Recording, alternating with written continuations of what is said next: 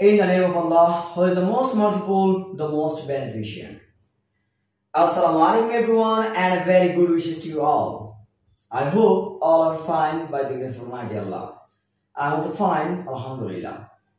Today I am here to share with you some important Islamic vocabularies with their Bengali meaning. And I hope that this will enrich your vocabulary and enhance your language skills. So let's get started.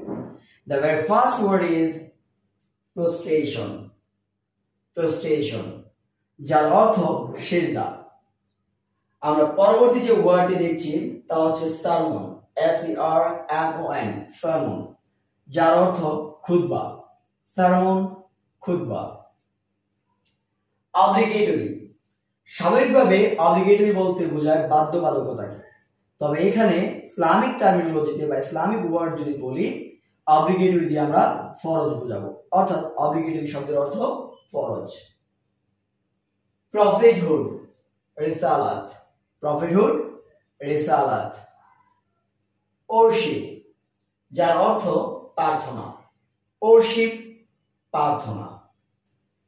সাপ্লিকেশন, যার অর্থ দোয়া। সাপ্লিকেশন শব্দের অর্থ দোয়া। পরবর্তীতে আমরা দেখতে পাচ্ছি temptation. What is it? Temptation. Temptation means fitna.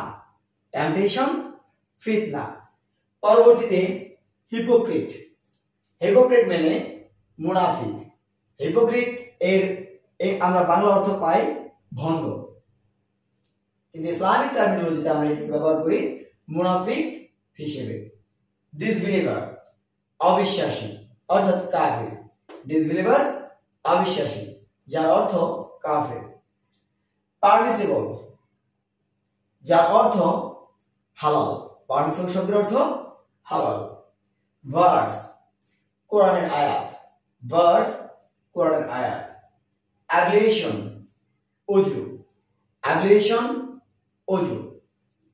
Forbidden, যার অর্থ নিষিদ্ধ, কিন্তু ইসলামিক টার্মিনোলজিতে বা ইসলামিক শব্দের ক্ষেত্রে আমরা ফরবিডেন শব্দের অর্থ আমরা বলবো হারাম। ফরবিডেন, হারাম। ব্যাকবাইটার। ব্যাকবাইটার, গীবতকারী। ব্যাকবাইটার, গীবতকারী। রিজারেকশন, হাসর। রিজারেকশন, হাসর। হিয়ারআফটার, যার অর্থ আখিরাত। হিয়ারআফটার, আখিরাত। ফাস্টিং, রোজা। ফাস্টিং, রোজা।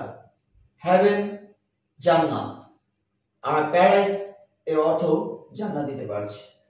হেল, জাহান্নাম। হেল, জাহান্নাম। থিস্ট, আস্তিক, যে সৃষ্টিকর্তাকে বিশ্বাস করে তাকে আমরা থিস্ট বলে থাকি। অ্যাথিস্ট, নাস্তিক, যে সৃষ্টিকর্তার অস্তিত্বকে বিশ্বাস করে না তাকে আমরা অ্যাথিস্ট বলে থাকি।